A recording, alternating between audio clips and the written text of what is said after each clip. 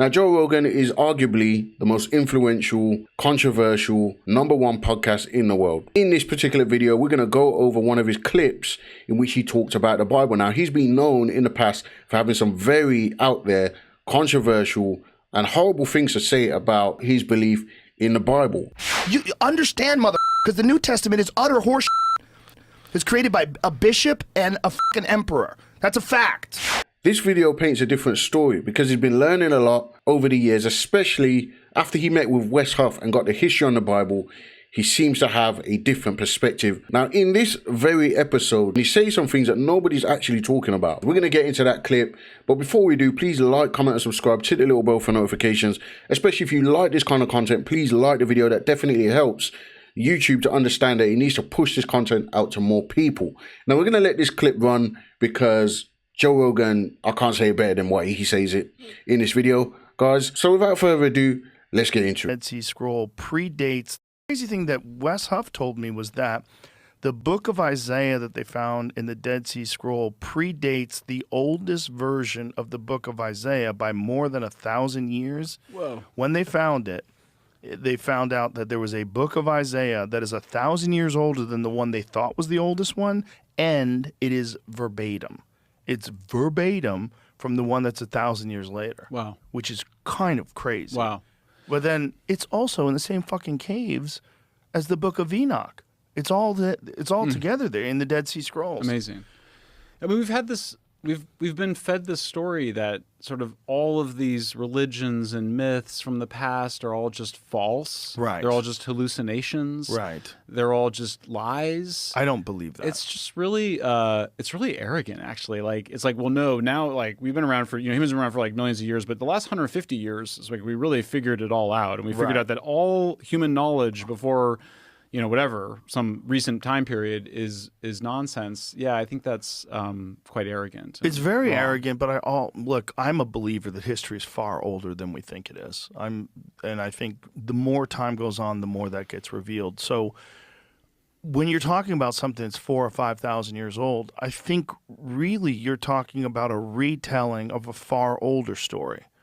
And I think it's very difficult when you're dealing with people that don't have an understanding of science.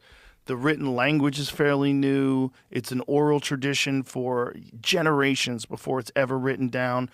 So my question with all of this is always like, what were they trying to talk about? What were they trying to say? What was the original experience that someone documented in story?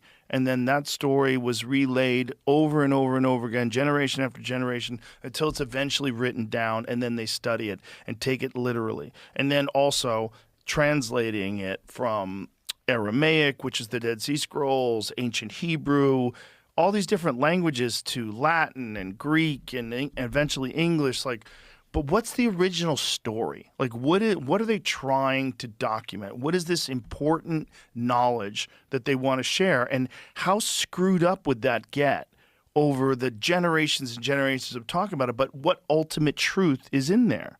Like, I'm absolutely fascinated by the story of Jesus Christ. Because if you wanted to come up with a way that people would live that would absolutely be far more beneficial than just going on natural instincts and tribal behavior, and you would follow Jesus's teachings. Like, I can't find a flaw in the way he tells you to live life.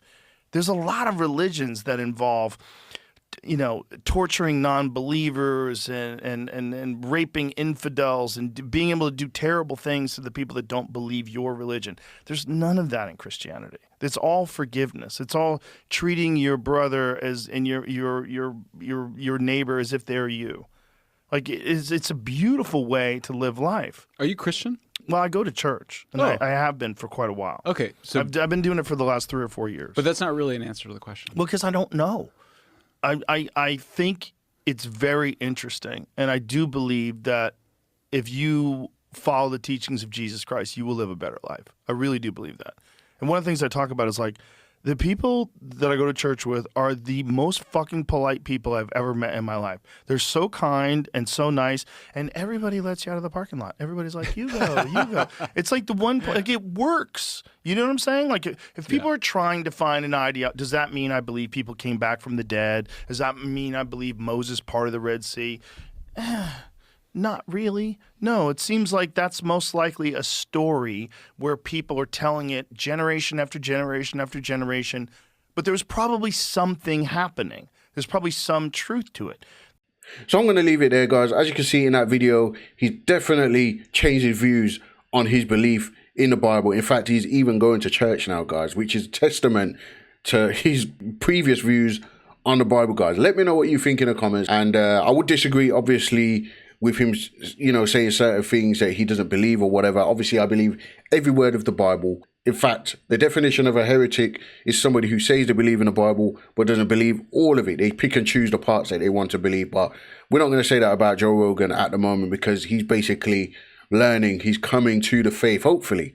Right? He's going to church. There's hope for him. And I pray that he gives his life to Jesus Christ to truly get saved and submits to the will of God, Father, Son, and Holy Spirit, guys. But that's all I've got for you in the video. Like, comment, subscribe, hit the little bell for notifications, and I will see you next time.